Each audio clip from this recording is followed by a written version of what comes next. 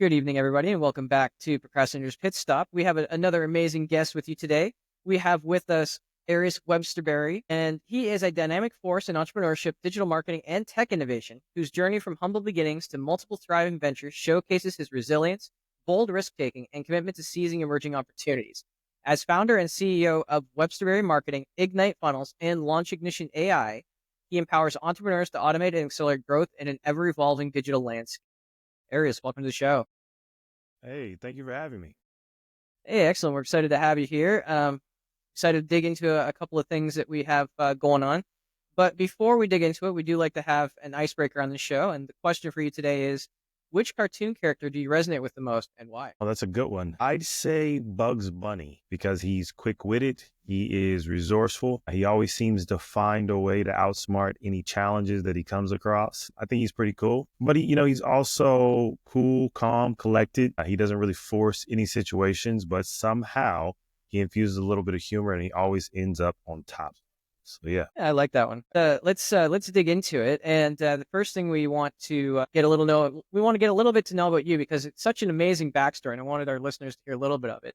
Why don't you tell us a little bit about your journey and how you got to be where you are today? Yeah, man, I have an interesting story, I guess. I didn't know it was interesting until I started doing podcasts. But, I originally from Dallas. I grew up in San Diego. So when I was around 11 or so, we moved to San Diego, sunny San Diego. My mom got a job offer and they said, hey, you can either lose your job or move. So we packed up and off to California we went. And, it was a great opportunity, but it also signified a lot of change and stormy times to come. So, one of the issues that I struggled with early was us moving a lot. So before I was 18, we had moved to over 12 different places. So 3 cities, 2 states, 12 homes. My father wasn't around. Fortunately, he was a star athlete. I had a full ride scholarship to Rice University to play basketball. He was a really good looking, charismatic, tall guy who could play ball like no other. But he got caught up in what we now call the opioid crisis, right? And he struggled with addiction for the better part of almost 2 decades. And he actually lost that battle during an altercation with police officers. He died on the side of the road while getting into it with, I think, 2 to 3 police officers. And I learned that information when I came home from work. My mom set me down. I'm not work. I came home from school. My mom set me down and she said that, your father is no longer with us. And that just kind of rocked me because I was a freshman in high school. So, this transition from boy to man, when you're trying to, your adolescence and your teenage years, when you're unsure in your freshman year of high school. And, the only father figure that I had who wasn't really around much, but was still living, it is now gone. So it impacted my studies. It impacted my mood. It impacted my energy levels. And, it wasn't until many years later that I realized that my grades were slipping because of that. And I was kind of acting out and stuff. And then when I turned 18, again, freshman year in college, my mom gets into a domestic violence issue where she's defending herself. She took it a little too far and she ends up in jail as a result. So my only support system when I'm my freshman year of college, first year away from home, is now gone. So I ended up dropping out of college so that I can, get a job, get an apartment, get a car, figure out how to feed myself. All of these things just, it seemed like at very critical moments in my early development, there were some very serious foundational and life stopping issues and barriers that were placed in my path. And, I worked through it. I ended up homeless at a point and eventually I got my footing. I got into the entertainment industry. I started doing some marketing for a record label. I started doing a little marketing for a promotions company and found that I was pretty good at that. And I kind of just went full speed with it. Eventually did some concerts, some small concerts and, little ones, small venues, couple 100 people. But eventually I worked my way up and I got to festivals in arenas. My largest event being at the LA Sports Arena, holding around 17,000 people. We had, so I executive produced a concert called the Hip Hop 101 Music and Arts Festival. We had Grammy Award winning artists like Janelle Monáe, Common, Ludacris, Mixmaster Mike from the Beastie Boys, and a ton of other artists. And that's really where I fell in love with marketing. I got a chance for the first time to do like full marketing. I got to talk to TV stations to record and do TV spots. I got to negotiate billboard contracts. So we had like 100 billboards around the city. I had multiple street teams putting up posters and handing out flyers and, all of that different stuff. And it was just amazing that, a simple idea between me and another guy turned into a stadium full of people and, some of the biggest artists on the planet flying in to perform. And I really, really liked it. And eventually I started doing marketing full time. Excellent. Thank you so much for sharing it. Such an inspiring story. But, I have to ask you, because I love asking this to everybody too. What do you think was that point where, you really locked in and you said, yes, I've made it. I'm in the right spot. Kind of maybe your crowning kind of achievement to let you know you were really where you were meant to be? Probably maybe 7 or 8 years ago, I had started a little service called InstaFuel.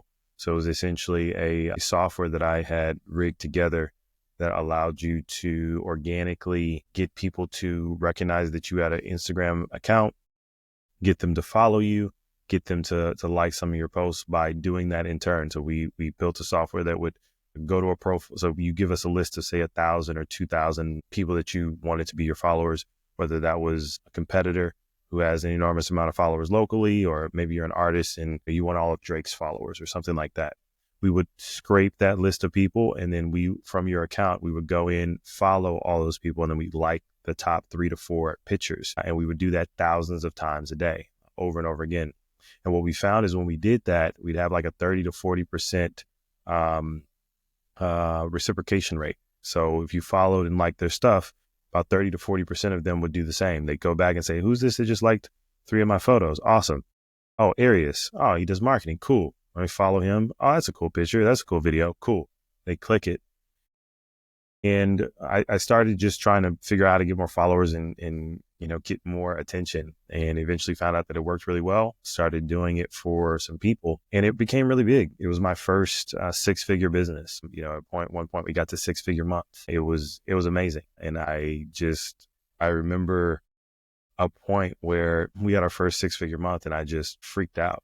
Just like, I remember looking at, I think we were running most of our stuff through PayPal. I remember looking at our PayPal account and I was just like, there's no way that number's right. Hold on. Refresh the screen a couple times. It's like, Jesus Christ. Wow. That is crazy, right? I think that was the first time that I realized that, software, digital marketing, social media could, make me millions of dollars. Wow. I love hearing that. It's funny though, like, it's not that you didn't believe in yourself. It's that, it's just that when it actually happened, it's this state of awe. Indeed. It's like you hear about these things, but it's always, it happens to someone else. It's in a movie. It's a friend of a friend, somebody your cousin knows or heard about, right? It's not you. And when it does finally happen to you, it's just like, it takes a little while to realize that that's your new reality. That's such an amazing story and, such an inspiration to everybody to just, when you find something, just keep plugging away at it. Going back into this theme now here, would like to ask you, what is procrastination to you? How do you define it? What does it mean to you? Procrastination. I got a lot of experience with that. I would say it's, just failing to do the things that you can do. Right. There are some things that are outside of your capacity. There's some things that are outside of your control. Some things you just don't really have the time to do. Right. You overestimate what you can get done in a particular period of time. But to me, it's I've got plenty of time. I have the resources. I have the ability. I just didn't freaking do it. Right. After this show, or I'll get to it tomorrow. I've got plenty of time. I know that paper isn't due until next week. And instead of me starting it now, I'll do it the day of or the day before, right? That's what it is. It's when you have everything that you need, but you just fail to start. Excellent. And we all know that there's no silver bullet or, anything like that to kind of conquer procrastination. But what's your favorite go-to secret sauce for overcoming procrastination?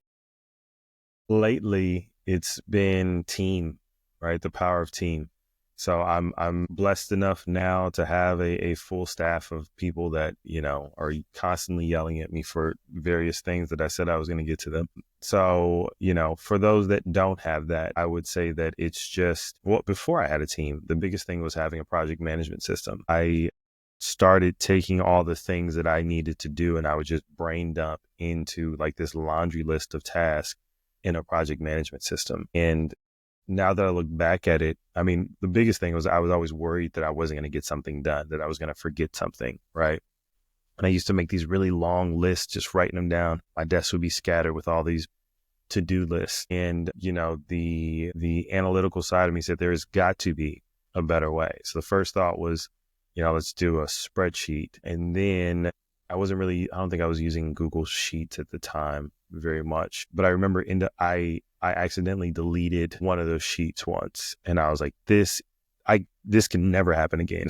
Just like all my ideas, all the work. So I said, there's got to be something that's like in the cloud, right? There's got to be something that there's a copy automatically. So I went looking for a project management system. I found one. And I just started using that as a way to keep myself accountable, to set some dates and times. And most of the time I didn't hit the dates and time, but the fact that I was starting to, organize myself, it truly set me up for where I am now, which is having a team. I trained myself to put everything in there, kind of sort it, categorize it, prioritize it. So once I had a team, it was way easier for me to collaborate and to be able to, share ideas and information because I was already used to working from a project management system. And actually, that sort of slides into Launch Ignition, doesn't it? When you were working with that, is that where you got the idea for Launch Ignition?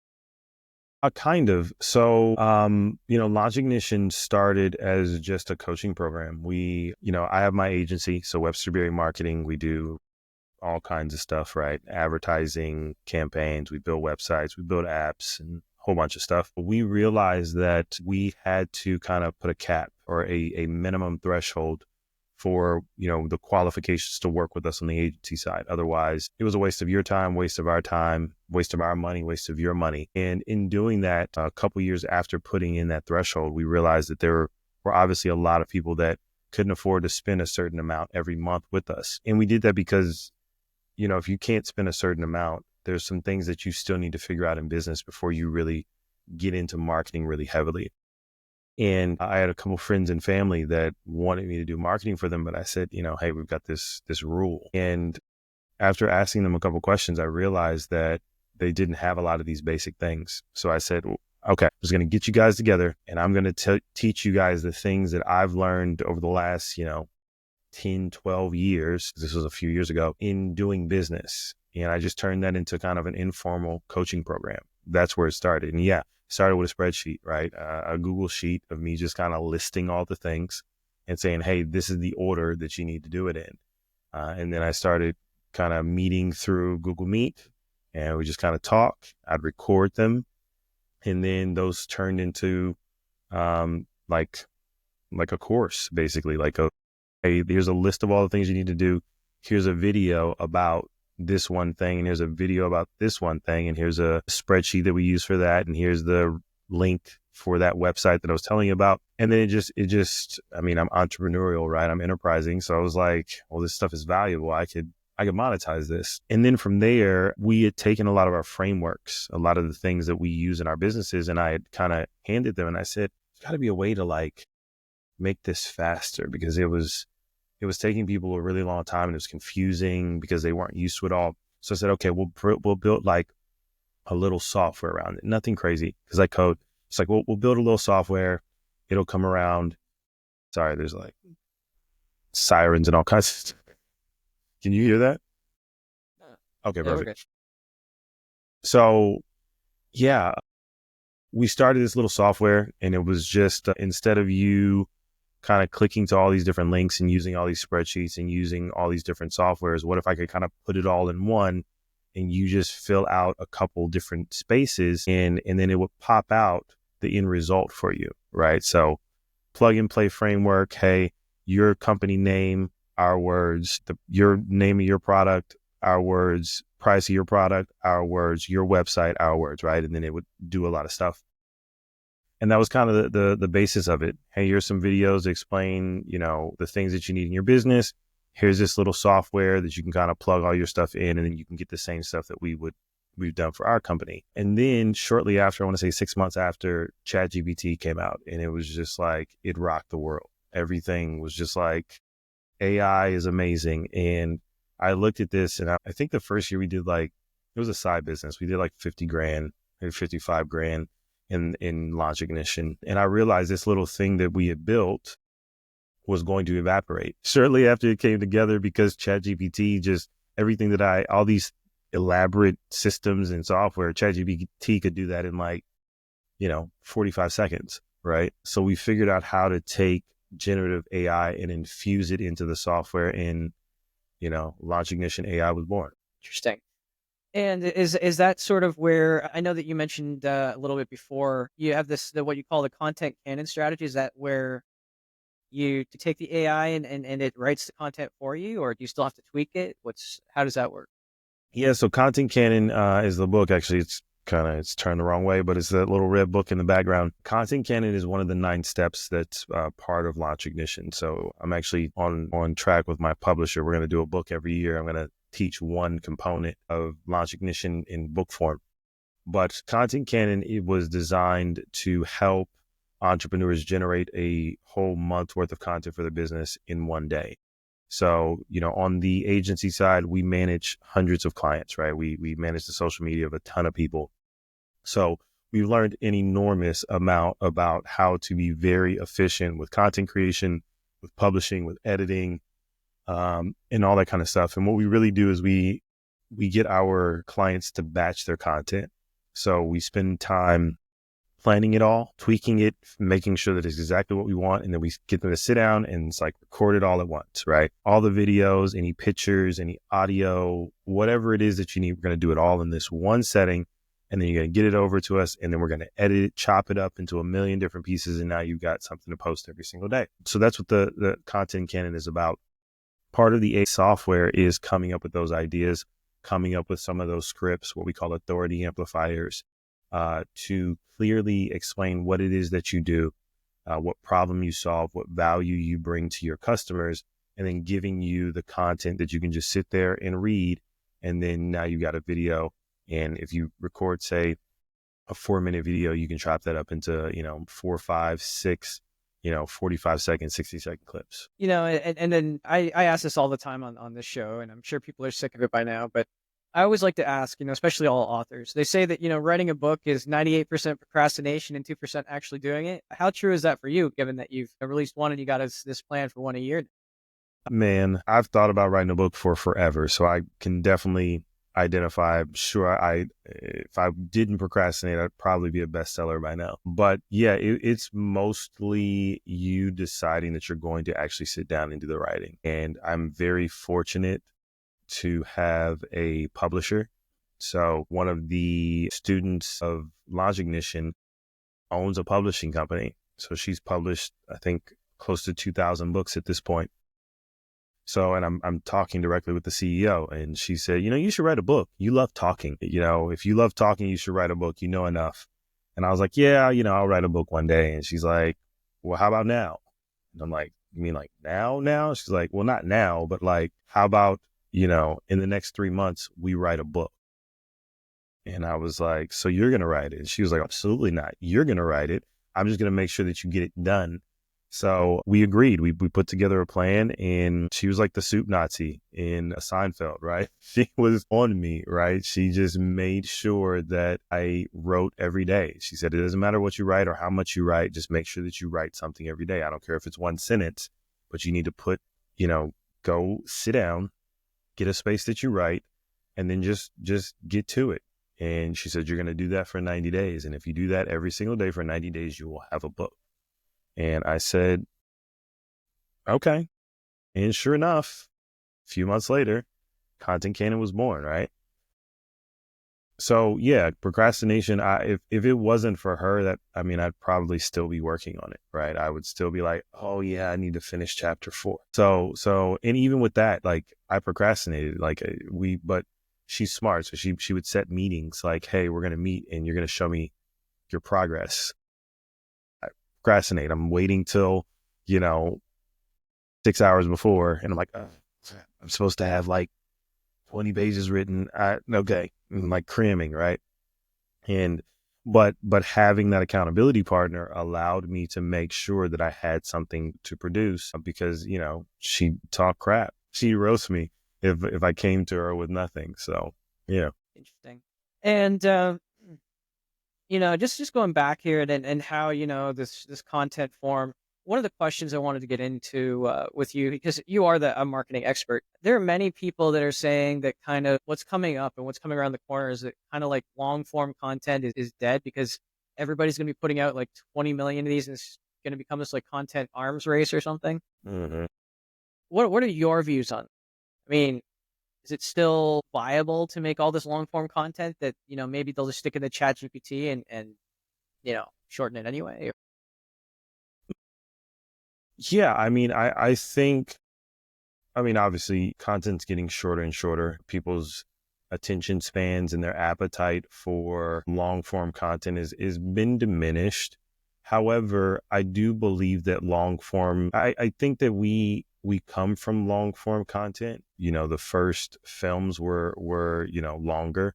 Then we got into feature film. So everyone's used to going, you know, watching hour-long, 2-hour-long movies, or, you know, even the shortest form of content on TV is like, you know, 25, 30 minutes, right? So I think we have conditioned ourselves to want to create and feel that quality content is long form.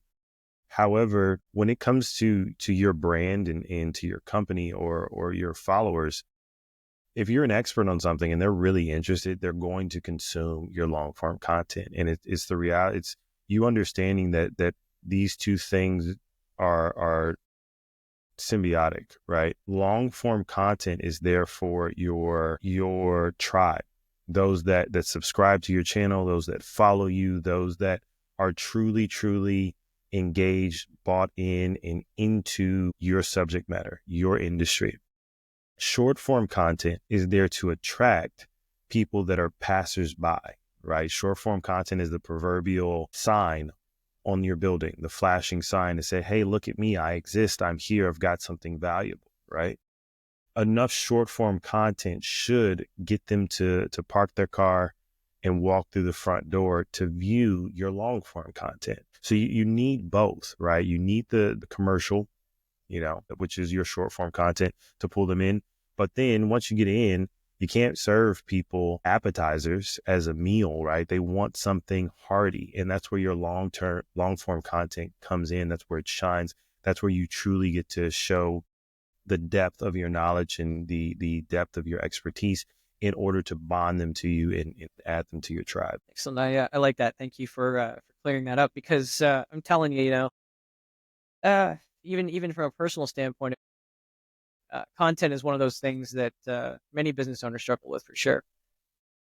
And just bridging off onto that, we're talking about, you're talking about long form content, getting them to, uh, you know, get to you as the authority, right? But how do you build social authority and trust and influence in such a distracted world? I mean, I don't even know how many new Instagram accounts every day. It's insane. It's funny that you say social authority. That's actually the name of a service that we just dropped a couple months ago for my agency, Websterberry Marketing. You know, I think a lot of times, especially for really non-picturesque people, right? The average entrepreneur is not a model or a supermodel or you know, a Brad Pitt, right? We are not the most interesting people, right? Normal person who has decided to get into business. Now, what we do, we love it. So we think it's very interesting, right? We can talk about it all day.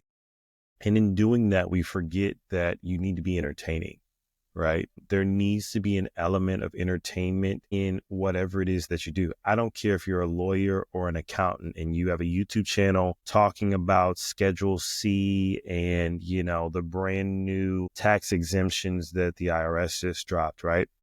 You have to figure out how to make that engaging, how to make it entertaining, how to keep people kind of leaning in, whether that's doing it with comedy, whether that's you're the accountant, the Star Wars accountant, or the accountant Jedi, right?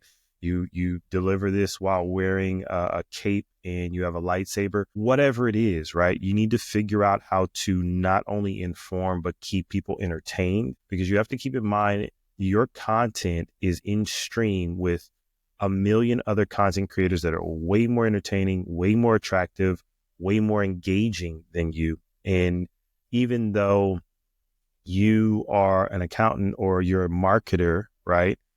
You're still competing with Taylor Swift. You're still competing with Beyonce and cat videos, right?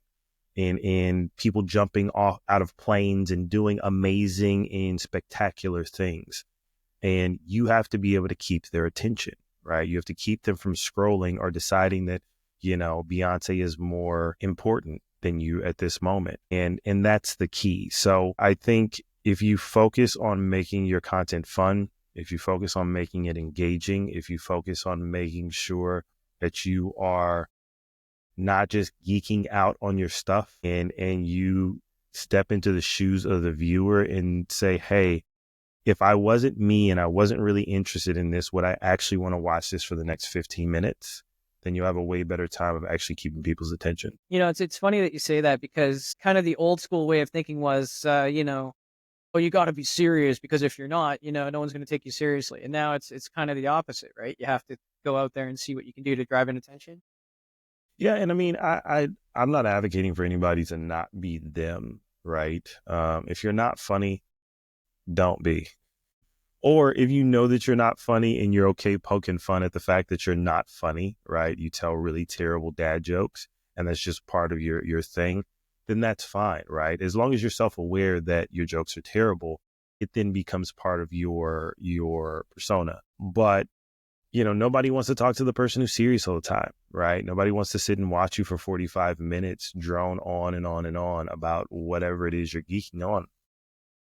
You need to have either some kind of comedic relief, or you need some kind of amazing editing or a different angle that keeps it fast paced, that keeps it fun. So tell me a little bit more about this, this service. How does it empower entrepreneurs to, cut through that noise? Yeah. So social authority was actually, again, what I've noticed about myself is I always experience a problem, and then I set my sights on figuring it out. And then once I figure it out, I turn around and I sell it to other people. Right. So one of the things, even as a marketer, I don't really like creating content for myself or my company, which might shock everyone. You would think, well, he's a marketer. He's got cameras. I've got graphic designers. I've got videographers. I've got celebrities and all these different people at my disposal. But I truly, it's like I do this all day. The last thing I want to do is focus on my stuff, right? So I remember I was in a little Twitter beef with some random nobody about something I don't even remember. And the guy said, I think he said, yeah, nobody knows who you are. And I was like, if you only knew, I was just on set with this guy and this football player and a basketball player and this R&B singer, right? I won't name drop to my celebrity friends. I was like, well, I guess he's right. I mean, I don't really publish that many things, and I don't really focus on publicizing myself. So the quickest way to get me to do something is to tell me I can't, right? So I said, I need to get my name out there. I need to focus on building my brand. I've made plenty of money. It's not about the money, right? I've got clients. I don't have a problem getting clients. I got a ton, but I have not told people about what I do. So I said, look, I told my team, I said, I'm going to start doing podcasts, and they did backflips. They said, we've been trying to get you to do podcasts because people call and they want me to do podcasts. I'm like, that's not important. No one cares about podcasts. They'll call for interviews, and I'm like, I don't have time for interviews or, and stuff like that. And I told them that I would do it. And they said, okay. And I said, okay, but if I'm going to do it, well, I'm going to do 100 podcasts by summer. And they said, okay, because I tend to overdo things. So I basically hired someone and I said, you're going to get me on 100 podcasts. Your entire job is to get me on 100 podcasts, and I want to do 50 interviews. Right. And in doing that, so I hired them and we literally just went back and forth. I was like, where where do podcasts reside? How do I get people to do it? And when I started, I was terrible at it. Like not even being on podcasts, just trying to get on a podcast, I was terrible at. But eventually I learned how to pitch. I learned how to find relevant podcasts that had my target demo. I learned how to talk to podcast hosts or their producers and things like that. I learned how to find reporters at, Forbes and NBC and MSNBC and all these different places. And I figured out how to pitch Arias and how to pitch Websterberry marketing. And when I did that, I then turned it into a service, right? So now we couple our PR service, which is really what it is, getting people on podcasts, getting them in magazines, getting them on TV and radio. And then we also manage your social media. So we help you create all this content, and then we take that content, cut it up, and we schedule it to go out for you. And what that does for an entrepreneur is it then allows you to borrow the credibility of whatever platform you're on, right? So we're here with Chris, and we're talking to people who suffer from procrastination. Me, right? I'm getting to talk to your audience, and I'm borrowing from the credibility that you've built through all of the episodes and as long as you've been doing this. I'm exposing myself and my brand to all these people. Most entrepreneurs need to get in front of more people, right? They deathly need for people to know that they exist, to know that they have products and services available, but they don't open up their mouth and talk, right? They don't prospect it. They don't let people know that they can help them. And social authority allows you to effortlessly get in front of a brand new audience of people every single day, every single week. It allows you to get articles written about you, to paint you as the expert, and let people know that you're really good at this and you can help them. No, I like that. I have to ask you though, you sort of, jokingly said that you'd like to overdo things, but there might be something to that. You said that you wanted to get on 100. Where are you at with that right now? I'm just curious. 52. 52. Wow, that is that is a lot. How often are you doing it? 2 months. Well, actually 9 weeks. It's been 9 weeks, 52 podcasts. Wow, that is. So I'm done. You're my third today. Wow, that's it. So how do you do that and prevent burnout? Scheduling. Again, I have a team, so I told them, all right, 100 by summer. We started. It's January, so we started in like early November, late October, somewhere around there. So I told them I'm only doing podcasts, interviews, and meetings on Tuesdays and Thursdays. That's it. Outside of that, I need to actually do some work. Podcasting it's kind of work, but it's not work for me, right? It's just me sitting up and talking ad nauseum the better part of an hour. I have to have some time to actually do some work. So I said, hey, if they can meet me on a Tuesday or a Thursday, anytime before like 7 or 8 p.m., then I'll do it. If not, then find another Tuesday or Thursday somewhere, in the next 3 months, and I'll meet with them. That's impressive. But I mean, there is also a rule, right? It's that rule of 100 where, you have to do 100 of something before you can officially say you're good at it or bad at it. Exactly. So whether it's, sit-ups, podcasts, doing the laundry. Mm-hmm. I'm almost at the 100 doing the laundry. Wife does most of it. You're taking the long route, scenic route. Yeah, taking the long route there. Yeah. No, it's really interesting and great. Besides being on podcasts and doing this, going into these other places, how much, and from your perspective, how much has having a book changed that for you, or has it changed? I didn't know how impactful it was until I did it. It has been crazy, right? So when you Google me now, it says that I'm an author, which I'm just like, me? What are you talking about? I'm a marketing guy. I'm not an author, but that's what Google says, right? And the look on people's face when, even like my family, a lot of them still don't know I have a book, right? They're going to know now because we got advertising going out. But when I tell them that I wrote a book, they're like, oh, okay, yeah, you got an ebook. And I'm like, no, I have a book. Actually, my cousin was sitting on my couch like, I don't know, a month ago. And I told him I wrote a book, and he was like, oh, okay. And then like, he saw it sitting on the thing, and he's like, so can I buy this? And I was like, yeah. And he said, well, I said, oh yeah, it's in Barnes and Noble. It's on Amazon. It's on this site and that site. And he Googled, and he's like, holy crap, like, you are on Barnes and Noble. And I was like, yeah. And he's the cousin who's always got something to say, right? He's always got something to say, some slick word. He was just like, good shit. Yeah. And I was just like, I was waiting for him to say something, crack a joke, something. And he was like, no, man, that's amazing. Wow. Right. I could just see the look in his eyes. He just looked at me completely different. And when I go into rooms when I do speaking engagements and stuff like that, and I say, I'm an author, or they introduce me as an author, people just, I don't know, they just look at you a little different. And just even the amount of traffic, like as soon as we publish the book, the amount of traffic that's going to my sites is increased dramatically. All of a sudden, I've been doing marketing for 15 years. Now that I've published a book about it, all of a sudden people think I know what I'm talking about. Uh, you know, it's interesting. No, I love that. So would you recommend it, to any entrepreneur to, get out there and write a book as part of their, I guess, their arsenal to get noticed? Oh, absolutely. Absolutely. It's cathartic, one, for you to really sit down and get all of the things that you've learned and get it out of your head and on paper. It also helps you to refine your methodology, right? In writing the book, it forced me to come up with terms for all the things that we do normally, right? There's a ton of things that we do for social media and content creation, but I never named it, right? But if I'm writing a chapter about it, well, the chapter has to have a freaking name. So now I have to call that doodad a thing, right? I got to come up with some fancy, catchy title to make people understand what the hell it is. And I've realized that now that I've done that, we use those same terms when talking to customers, right? So it helps us communicate a very complex process in just a couple words. And now we have a whole lexicon of, unique terms that we have for our business and the things that we do, which then adds credibility and validity to the things that we do. When I say content confetti, they're like, huh? And then I explain and they're just like, oh yeah.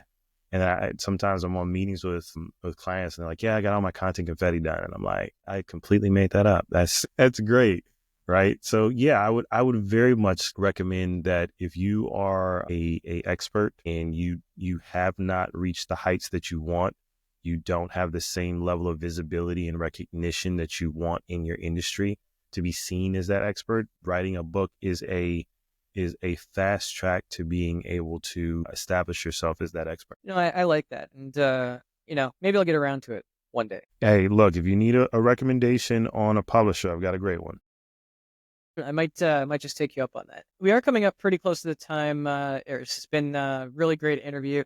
Do you think that there's anything that I should have asked but didn't ask, or anything we should have covered that didn't cover today? I mean, I've been talking the whole time, so good questions. No, I think one thing that I have noticed that a lot of podcast hosts ask that you haven't asked is a lot of them say, well, how do I market my podcast, or if you were advising me, what would you say I should do for my business, for my podcast? That's the only thing that you probably haven't asked that you probably should. Okay. Well, hey, consider it that I asked. So then I would retort and say, what are you currently doing to market your business? What have you tried, or what's worked and what hasn't? And I love saying this to people because it's kind of the way that I've always done business, and it's horrible practice. So I don't recommend anybody do it. But are you familiar with Dirk Gently, the holistic detective? No, I am not. So this was a series out on Netflix, and he was a holistic detective. And so what happened is he didn't go out and get cases. Cases came to him. That's kind of the way I've been going about it. So horrible business practice in practice, but the way that I've been doing it more so, and maybe you can give me this, maybe you can shed some light on this. I have been going very old school with my business. I've been taking pages out of Zig Ziglar, Tony Robbins. So what I've been doing is I've been working more on like grassroots, like actually connecting with people on a local level.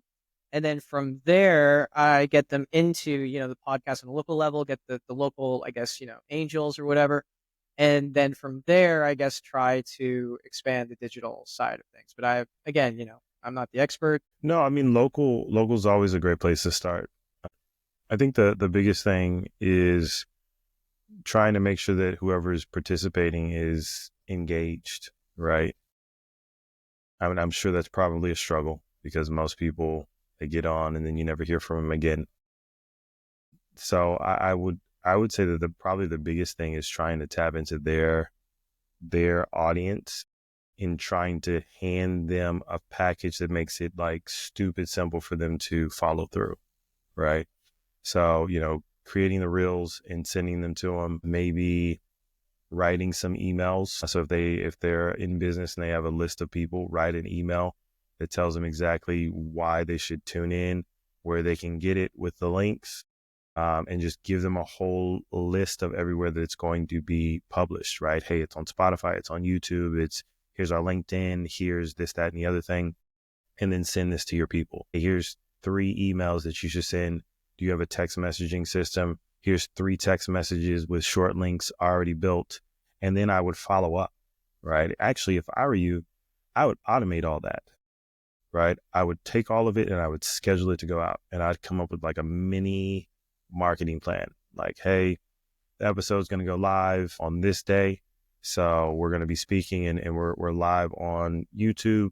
So, 2 weeks before, send this email. 1 week before, send this email and this text. 3 days before, send this, post this on your reel or your story, and then day of, do this. And I would just send all of it to them in advance. And then I would set automated emails and text messages to remind them to do the thing that you already told them to do. Well, automation is key, right? Because it's a lot of those repetitive tasks that we don't often get.